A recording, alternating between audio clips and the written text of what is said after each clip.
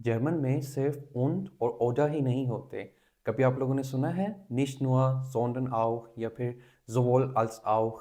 इनको बोलते हैं zweiteilige Knechthochen। तो आज हम इनको समझते हैं।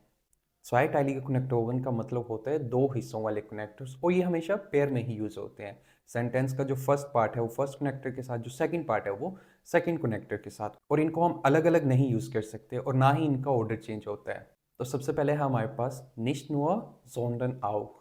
इसका मतलब है नॉट ओनली बट ऑल्सो, यानी कि सिर्फ ये ही नहीं बल्कि ये भी। इसको हम कब यूज़ करते हैं? जब आप कुछ एक्स्ट्रा बताना चाहते हो, कुछ एक्स्ट्रा इन्फॉर्मेशन देना चाहते हो, तब इसका यूज़ होता है। इसके कुछ beispiele देखते हैं। Ali arbeitet nicht nur sondern lernt er auch। Ali सिर्फ काम ही नहीं करता बल्कि पढ़ता भी है। Er spricht nicht nur Deutsch sondern auch English। वो सिर्फ जर्मन ही नहीं बोलता बल्कि इंग्लिश भी बोलता है। Sie ist nicht nur schön sondern auch intelligent। वो सिर्फ खूबसूरत ही नहीं बल्कि समझदार भी है।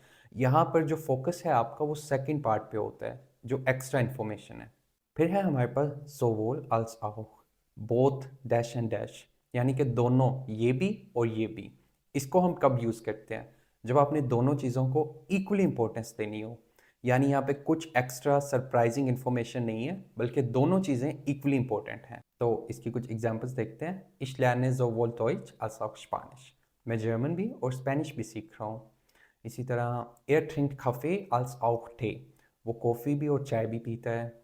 Wir arbeiten sowohl im Büro als auch von zu Hause। हम ऑफिस में भी काम करते हैं और घर में भी काम करते हैं। तो यहाँ पे ऐसा नहीं है कि सेकंड पार्ट पर फोकस है, बल्कि दोनों चीज़ें ही इक्वली इंपॉर्टेंट हैं।